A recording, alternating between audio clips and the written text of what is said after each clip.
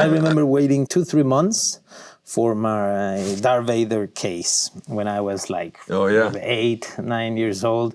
You had to go to the toy store and say, I want this, and order it, right? Yeah. It wasn't like today, that the series is not out and the little Landor is everywhere. That's cool. And I remember getting it was like my portfolio with my crayons and everything inside.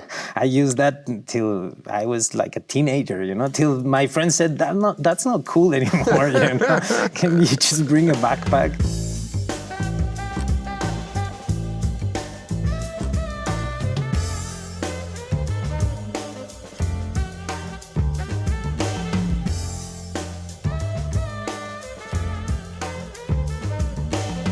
I'm gonna start with something that for me has been present since the day I started working in Rogue One, which is that I've never felt that I was working with material that connected me weirdly with something that had nothing to do with my passion for acting or to my childhood, to being a kid and playing and growing up thinking of this universe. And suddenly acting became as personal as reconnecting with my childhood. And I was wondering, because you were around 20? When I first started with Star Wars, I was 19. The first film, 19. 19, yeah. How did that feel back then? Were you still like attached as audience to this universe? Yeah, big time. It was just a crazy journey finding my way into Star Wars. I was kind of fresh out of high school and, very much committed to this craft of acting and romanticized about it. And I loved Star Wars, and when the audition came around, it was exciting, but it felt too big. It felt like just unattainable, I remember meeting George Lucas for the first time, and that was thrilling. And then auditioning with Natalie Portman, and it was a very long auditioning process, but the entire time I never really thought that it would, would ever sort of really go my way. So I was just enjoying it. And then when I got the phone call to actually get to play the part, that was a big deal for me. A life-changing thing.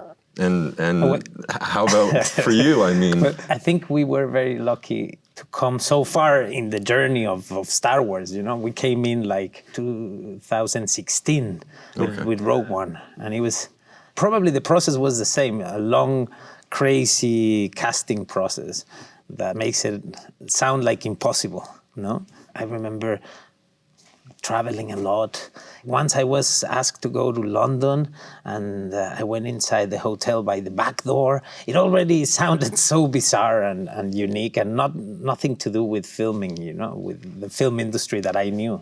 Right. Well, you were already like a very, established actor. You'd been working for a while, and I was asked to play even younger. Since then, now it's like crazy. I'm supposed to be 15 years younger than I am.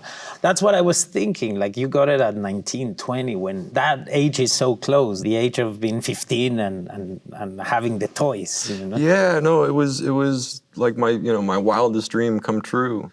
And I felt like I was stepping into the ring with all these sort of heavyweights, getting to work with George Lucas and Ewan McGregor and Sam Jackson, all these like incredibly talented people. Yeah. And but you started acting before, huh?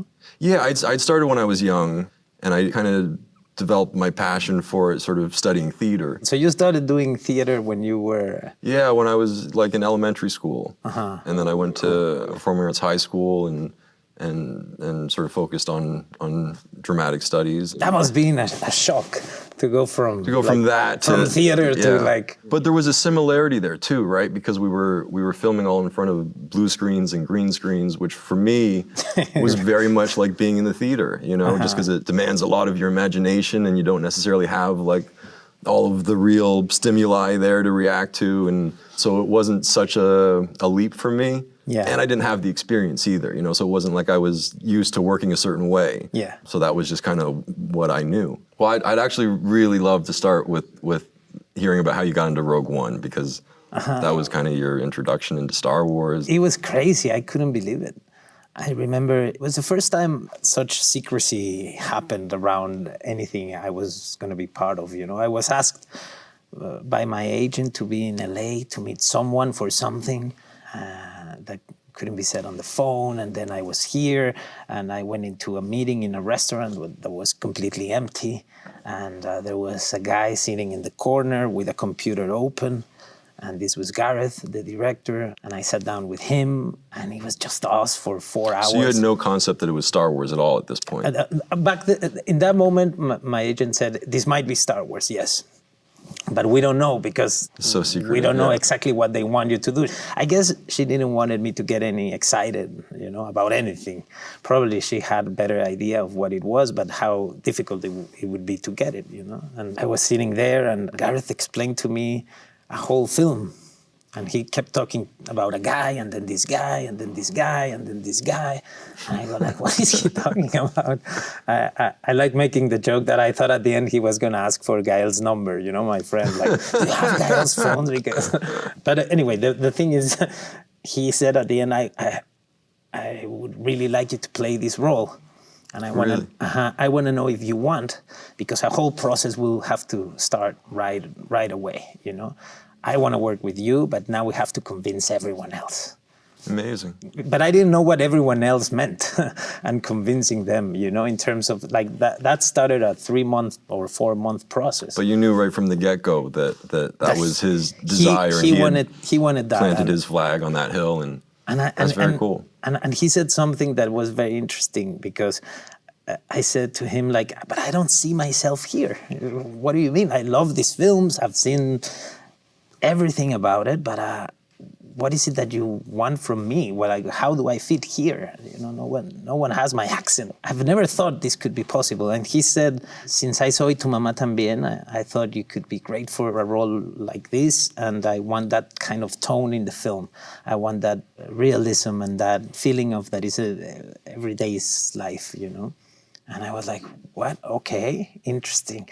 But I say it because I never thought that a film like Y Tu Mamá También would get me the chance to be in a session for a character in the world of Star Wars that meant so much to me, but at the same time was like opposite, It was like so two different worlds, Yeah. And it was interesting and fun, and it was also quite scary because I didn't want it to get too excited about the idea, I knew that there was always something else to try, someone else needed to see it, some other test I had to do, and it was a long process. How long of a process do you remember doing it? For me, it was months. It was like a good 3 or 4 months. Wow.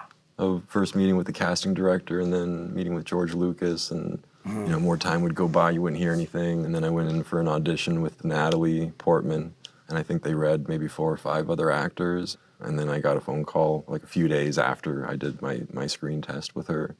But tell me, when you started on Rogue One, was there like a moment when you were like, man, I'm in Star Wars? One of the rules of the film was like somehow be a homage to the Genesis, to A New Hope, to the very beginning, in the way they shot those films. The idea was to be everything very mechanical, everything like very. Well, that's what I love about it. It's a much darker and more grounded sort of take on a Star Wars story. We were allowed because there was no Jedis, there was no, this was about the people. The magic was gone, and the people had to find a way to bring change, and to understand the sense of community, That's what I love about the film, and then about Tony Gilroy's perspective on Andor, that it's very simple to apply these ideas to the world we live in, to end up reflecting on what's needed or what we are capable of doing as society,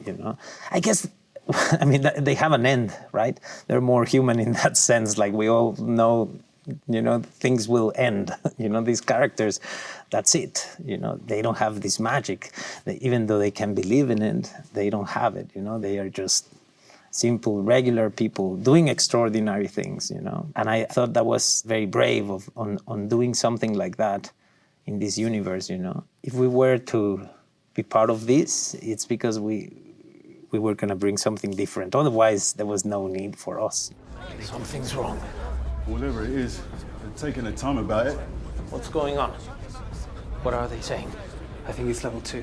I think it was very important for Star Wars because it is so sort of grounded in reality, and it's populated by, real people who you can sort of imagine their lives existing beyond this story. And I think it made it even more so accessible too, to the audience. So like, what was that like for you, getting to play in this sort of fantastical world, but in a much more grounded way. I think it was something that we reminded ourselves every day. In Rogue One and in Andor, I think we took it even further, the idea of you have to forget this is Star Wars, it has to become very personal for the audience. So it has to be then personal to you, Everything needs an explanation. You have to understand everything and kind of like find the parallel with your life, what this moment means in your life, who this character would be in your life. How would you, move around this town? Tony Gilroy is a great leader, and he was very specific always. Like every time you had to explain too long what you wanted to do, he would be like, there's no room for that. It has to be simple. It has to be easy. It has to be real. Like you don't explain to me too much what you do in your kitchen. Therefore, it should look like that.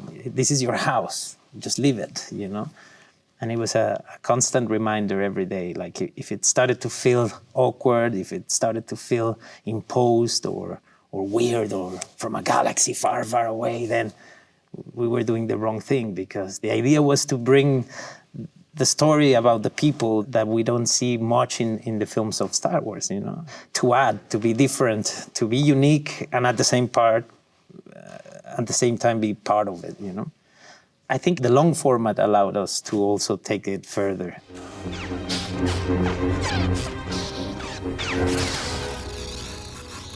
There's no way out, Master.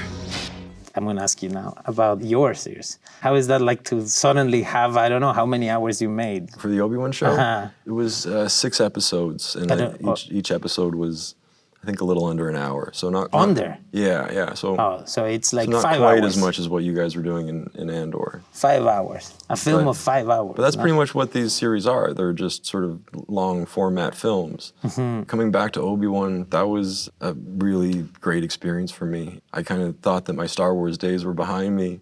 And then I got a phone call sort of inviting me to come back, which I would imagine maybe you had a similar thing with when you finished Rogue One. I don't know, did you know you were going to get to continue with it, or? I thought it was a joke on set from all of us, like, we should do one day we should tell how these people got here. But they were talking about it back then. We were discussing it, but never we never took it seriously, because we didn't know if the film was going to be like, or the opposite, like if we were going to be the film that no one went to see, We had to wait for the film to come out to understand there was room for something like this, It was one of my favorite Star Wars films. Oh, man, that's so nice to hear. And Andor, I think, is so successful, too. And having the time to spend with these characters, and it's like a great origin story for the beginning of the rebellion, and getting to see the arc of your character and how he kind of starts off at this place where he doesn't really want anything to do with any of this. He just, kind of wants to keep to himself, but his destiny is calling. I think it's because, you know what he's capable of. So the interesting journey is like, how far can we start from that, How lost can he be? And it's a show about his flaws and his, that contradiction that makes us real, and humans. Like, we're not always the best version of ourselves, And it was nice to find him in the worst version of Cassian possible. Anakin.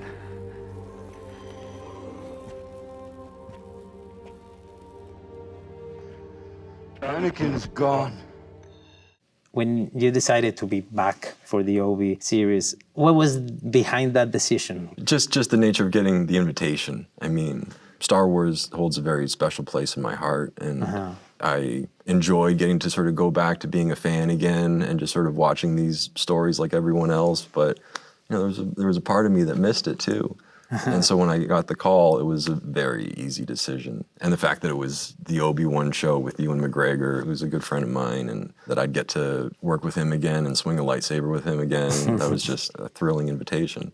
And the director, Deborah Chow, is just amazing. So articulate about what Star Wars is. She understands these characters so well. She cares about these characters.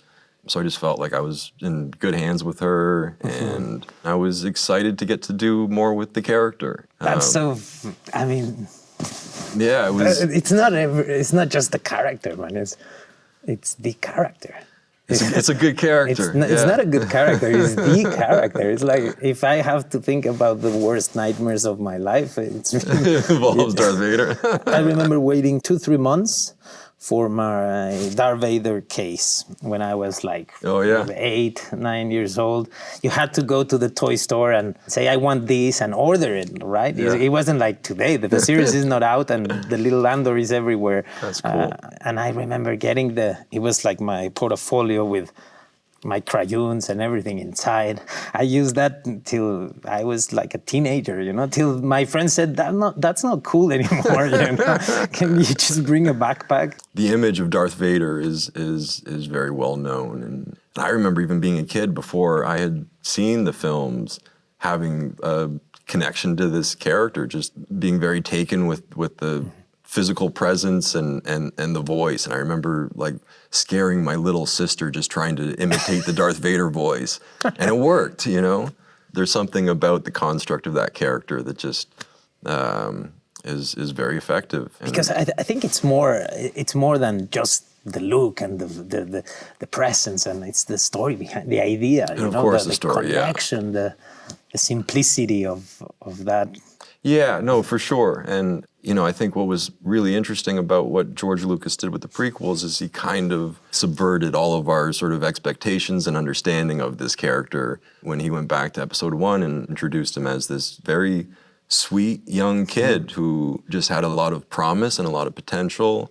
And he really mapped out a very compelling character arc that was hopefully somewhat sympathetic. We understood what Anakin was going through and maybe why he was making some choices that perhaps weren't the best decisions, and the circumstances sort of surrounding his life. And it was a very understandable sort of fall to the dark side. Yeah. But it humanized him and made him a real person and almost somewhat of a pathetic person in a lot of ways, And you feel for Darth Vader now in a different way too. Definitely. It's this man trapped in this life that perhaps he didn't really want. I like that you're saying, because it's suddenly I connected with what Tony Gilroy did with Andor, and this idea of having to tell a story backwards, to go to a prequel and then to go like, well, okay, we have an opportunity, to make sure that this character you think today comes from something you would never imagine, a past that you would never imagine for a character like this. And that's an interesting thing that happens with the universe of Star Wars, that, it's so hectic and difficult to understand that, like, okay, it started in episode 4, then there was 1, but then there's these things that are standalones, but are part of it. Yeah. And it brings creativity at its best, in a way, when you have to, not imagining something from beginning to end, as simple as that, On Andor, you're a producer as well. And so what's that like? I mean, how involved are you as a producer? What does your day look like on set? I would say a good 15, 20 years ago, I started to be very much aware of what was happening before and after, and very interested in getting involved and being part of that. Sometimes acting started to feel, in a way, it alienated you from the actual process of making film, And theater is the opposite. That's why I always think of theater as my reference, In theater, you're there from the first read till the last night, and you do it many times yourself, But as an actor, you can kind of get insulated in your character in a lot of ways. In film, and then you arrive when most choices have been made, You arrive when there's a set, when there's like an idea, when there's like designs, when there's a cast and a location. And it's nice to get involved from the beginning, from the moment where designs are just sketches, and your questions and your comments can have an input, actually. And I would assume you're that much more invested in the work you're doing as an actor too, because you've been a part of all of those decisions along the way. And you arrive to a place and you know why you were there. You know why it's here and not there. Right. You're more informed. And then you in a way help everyone else, because we have hundreds of speaking parts, so many actors come in and out our show, and it's good that you can be there and make them feel safe, and give them the information they need. It's a great feeling to know what you're part of. And in cinema, many times it can be the other way around, You can arrive to the premiere and realize you were part of a film you didn't know you were doing. But I also think that this long format, for us, is 24 episodes, and it's going to be 4.5 years of our lives, Crazy. So it's the only way also, because you have to own it. You have to, I took a flight last night to be here to talk to you, and I'll take a flight right now to go back to work because I care about this show and because it feels mine, and I am part of this family, and I want to defend what we do and fight to make it better, In this long format also, you do need different people to be part of the production. Like here, the production designer is also an executive producer. Then there is 3 more producers, So while Tony Gilroy is writing and looking at dailies, there's people on set shooting, there's people planning the next thing. And it's important that it feels like a machine that moves together, It's impossible to do this long format in the way we learned cinema was made, where there's just like a director that goes through every process. Here, you're promoting while it's out, while you're shooting, while you're preparing what's to come, all at the same time. Look, you got the money, I got the box. What else is there to talk about? I'll give you another 1,000 credits to tell me how you got it. Another 1,000. Done. I do think that for me, Star Wars brought freedom in many ways. What did it bring to you? It would be easier to count the ways that it didn't affect my life, because it just affected my life in so many ways. It gave me an acting career. It gave me, financial stability, which as a creative person is something that, you can struggle with. And I think after I finished Star Wars, there was still a desire for me to sort of go back to kind of smaller, more independent filmmaking and just try to cut my teeth as an actor, because I was still learning a lot. So I went and did some smaller films, and I just sort of tried to not so much think about navigating a career as much as I was just trying to do work that appealed to me and play characters that I thought would challenge me and help me grow as an actor. And that was a great freedom. What Star Wars has really given me is a connection to all the people that love these stories. It's such a special thing that you can't fully appreciate unless you're sort of a part of something like that. But to have that sort of impact on an audience and have that sort of carry with them and stay with them. I mean, I meet people now and it makes me feel a little bit old, but they'll say to me, like, Anakin was my hero when I was a kid, and now like my kid loves Anakin, and it's like this generational thing that kind of gets passed down, and that's really special. But how about you? How has Star Wars changed your life?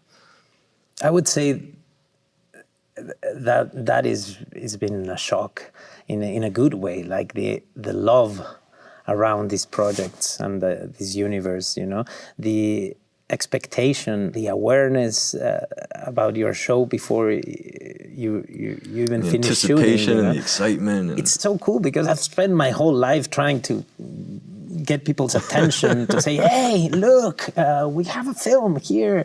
You might like it, and here's the opposite, It's not just that they're expecting the film to come out or the show, but they also want the show to be good, and they want to love it, and they want to feel part of what you're doing, and that connection you don't find anywhere else, When you go to the Star Wars celebrations and you find out so many people took the time to watch what you did and are there to support you and to remind you that they'll be there when you have something else to show. Yeah. It's magical. And you have to understand why it's happening, You are being part of something else, because if you're expecting that to happen when you go to the theater and you go like, okay, I'm going to put this very strange play, you suddenly go like, oh shit, no one came tonight. That's a really, I think, astute thing. I mean, and to be aware that you're a part of something that is bigger than you, I think is a healthy thing. It is. And before I did Rogue One, I thought, okay, my life is going to change. And my life is the same, but it changed me. You know, my life is the same, but now I'm different. I see my life from a different perspective because I witnessed this, you know, because I was part of this. I still go and do theater. I still go and do the films I can in my country, or I have a film company where we produce documentaries, and I'm still doing all of that, you know, but now I see it from a different perspective. And this was a very, very interesting experience for me because I grew up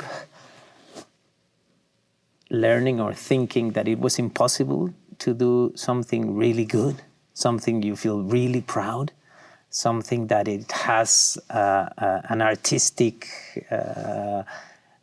integrity, and be popular at the same time. Right.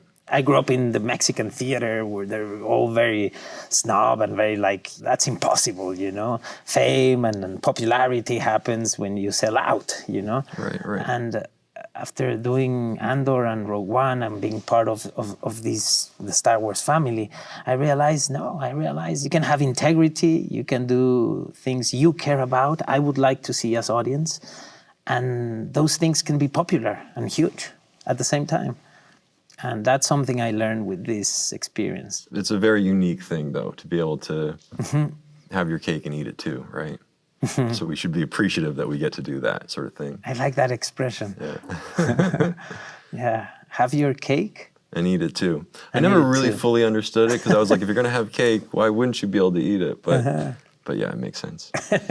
So after you finished Rogue One, did you get to keep any souvenirs or any anything that you took with you? The jacket. I got the jacket of the character. I really worked for that. I made jokes about it since day one, you know, because when I got to the pre-production process, I remember having like 7 feedings before I even like got a chance to talk to Gareth, the director, you know, and it was all about the jacket.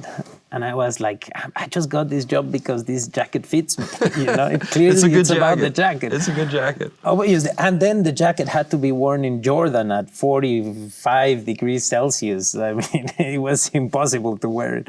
Do you have the Vader outfit? No, I don't have the Vader You have outfit. a daughter. Are you ever gonna like get there in the outfit? Have of her Vader? see me in the well, it hasn't happened yet. I don't know. She's how old is she? She's 8 now. and How longer can you? She knows that I'm in Star Wars and that I play this character, but she's never seen it yet. So Wow, I'm that's- getting to that. I'm trying to figure out the best sort of point of entry. It doesn't sound easy, man. I would like talk to psychologists and I and know, get some I know, 'cause advice. there's some- It's not gonna be simple. There's some disturbing scenes I'm reluctant for her to see at this age. but now with the internet, you're gonna well, I have know to do it soon. I gotta do it sooner than later. But it was really nice getting to do the Obi-Wan show and actually bring her to set. Not when I was in the Darth Vader outfit, but we did the flashback sequence and I got to play Anakin. And so I brought her to set for that, and she got to see me swing a lightsaber with you, and she was very concerned for my well-being. She was afraid that like one of us were going to get hurt, and so How do you guys do that? the lightsabers stuff. It's a lot of training. You know, we practice for months, and you learn it kind of like a choreographed dance where your feet are going to go. And But do you actually have a stick that becomes one day? I mean, once we know the choreography, then we're having like a proper go at each other. And back when we were doing the prequels, the lightsabers were made of like this, some type of metal alloy. And after each take, they would be all warped and bent because we're really, you know, You're going for it. we're hitting pretty hard. And you miss every now and then too, and you get like a hit on the knuckles or something, and that always left a mark. But getting to swing a lightsaber is pretty awesome. And I got to keep a couple of them from one from the prequels, and then I got to keep 2 lightsabers from the Obi-Wan show, one Darth Vader and one Anakin, because they're a little bit different. Wow, Yeah. that's cool. You know, when we were shooting the first week or 2 of Rogue One, they gave us an amazing gift. You know, it was these designs of the helmets of stormtroopers. I'm not gonna say who, but an hour later, that was in all the social media. Like someone was like, "Oh, look at this thing they gave me," and that was the last gift we got. in the show. They're like, never again. Never again. And we were like, come on. The secrecy, how do you live with that?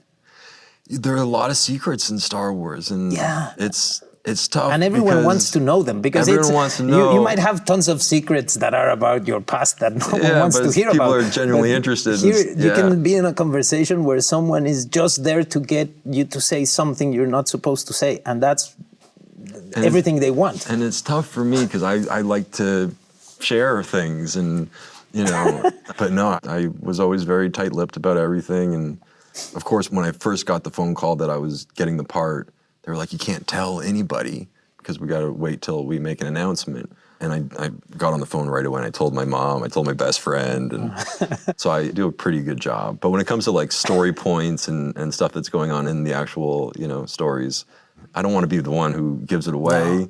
And you want it to be that sort of fresh experience for the audience. Yeah. So they do it for good reason. I'm going to get serious, but I think that's another thing I really loved about the process, about being so strict and rigorous about the secrecy. I grew up going to the cinema and knowing the name, the title of the film, and probably a name or two, and that was it. And that's it, yeah. And you sat down and you were impressed, surprised, for good or bad, watching the experience. And today you have an opinion before you haven't seen the show, Before the film comes out, you already know the music, how it looks, what happened on set, and what others like about it, which is quite sad, no? It takes a little bit of the magic away. Yeah, I usually don't watch trailers just because you get so much from a trailer. Yeah. But no, I mean, they do a really good job of keeping the important stuff secret. And it's also kind of fun to be in on the secret too, To me, it connects with the way I watched TV when in the 90s, this idea of something coming out every week, you know, and having to wait. Yeah. It's difficult for us because, you can't talk about it, no? But it's a very effective format for telling a story. And the audience is very invested and eager for for next week's episode. It gives you a week to reflect. To process and reflect and digest and Or to watch it. Or to watch it 5 more times, yeah. Exactly. Yeah. No, as soon as I finished Andor, I had to put on Rogue One again and get back into that. But man, I just want to say, congrats on everything that you've done in Star Wars and in your career in general. But I think Andor is such an exciting character, and what you've brought to it is, I think, really special. And it's just really nice to get to be here with you, it's chat about it. The other way around. Thank you so much. And not just the films, but Obi, you guys, you started it, for us. We were there just right after you, and it was so reassuring to see your show work so well. And this idea of these new formats, these long formats, there's a reason for this, I think it celebrates the passion and the intelligence of audiences, when you give them something so rich, a long film and good storytelling. Agreed. When I was asked to be part of Rogue One, your films, the weight and the richness of those films and that storytelling shaped me as audience, as a kid and as a teenager and then as a young adult. It's when yours came out. And now that I am part of this, I understand how much that meant for me, how much that story meant for me. And it's nice to have the opportunity to say it, nice, because it never happens. There's so many films I love that I would never be in front of anyone that was part of them and say thank you. So thank you for that. That's so kind. But man, the feeling's so mutual, and I'm such a fan of the work that you've done and the work that you're continuing to do. You're still filming the 2nd season of Andor, and just as a fan, so excited for it. And can't wait to see what's next. All right, man.